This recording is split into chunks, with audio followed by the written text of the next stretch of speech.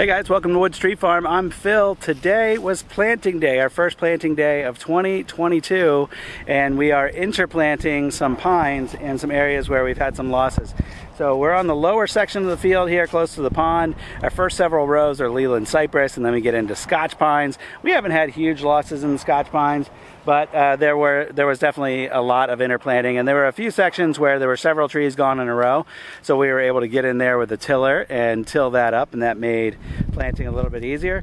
And up here a little ways, we had an area where there were heavy losses from some Canaan firs, and I've shared some of that on previous videos. So we have a bunch of sections here with new white pines and these tilled sections where all the Canaan firs are gone, and hopefully that fills in and makes this field look nice and full. If this is your first time seeing us plant and using that tiller, that's a little 3-foot tiller.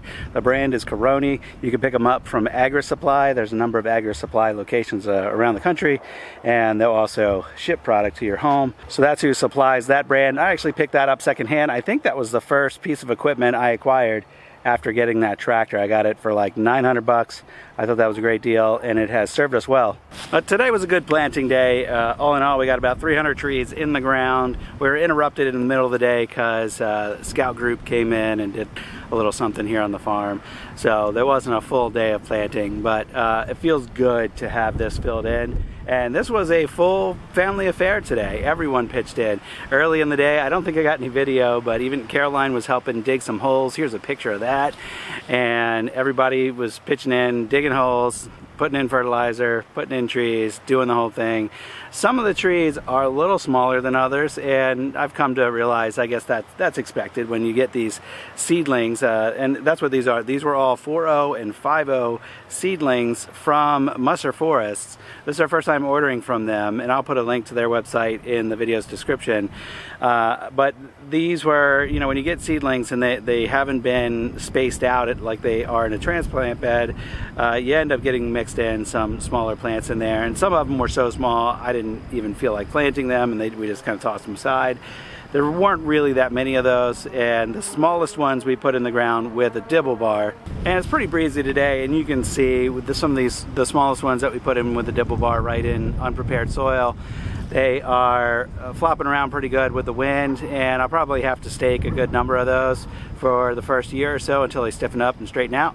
But the bulk of these, even as windy as it is today, are doing, I think, just fine without a stake. So I think we'll be good on 90% of these, and 10%, maybe 15, maybe 20 if we're really stretching it, maybe 20% of these. You know, somewhere between 40, 50 trees out of this 300 that we put in the ground will need stakes, and that's okay. It's not a big deal. And we've got 100 of something new on the farm. We're going to try some Austrian pines, and these transplants that we got are massive. Probably the biggest trees we've ever gotten. We're going to have to dig some big holes to put these in the ground, but we're going to wrap up for today and pick this up in the morning.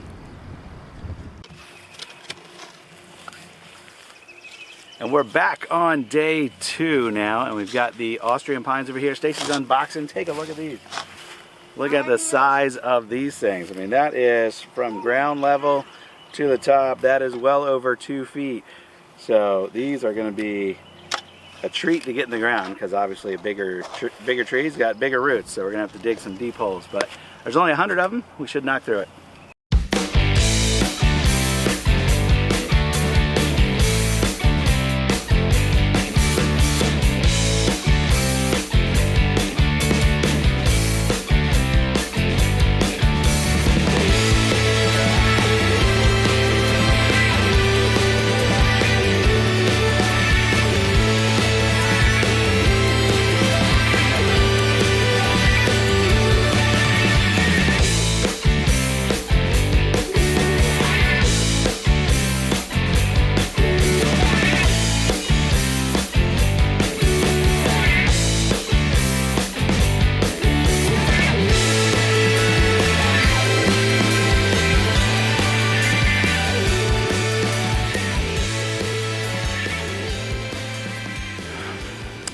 That wraps up our spring planting. Those Austrian pines are just really big. They look really good. We'll see how they do for us. And If they do well, obviously we'll get more of them. And if you have any experience, you experienced Christmas tree growers who watch this channel, if you have any experience with Austrian pines, you want to let us know what you think about them, leave those in the comments. I've never seen them as a Christmas tree other than a picture, and looks pretty good. Doesn't look too much different than maybe a Scotch pine, or kind of a cross between Scotch pine and a white pine, because their needles are a little bit longer, but I think they look pretty good. They smelled great coming out of the box, so we'll see how they do, and I'll keep you guys posted here in a future video.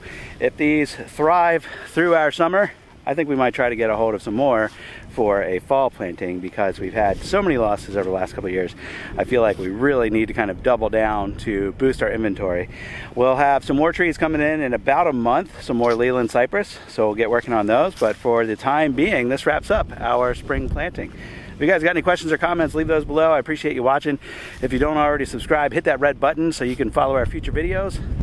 Hope you have a good one. I'll see you on the next video. Bye-bye.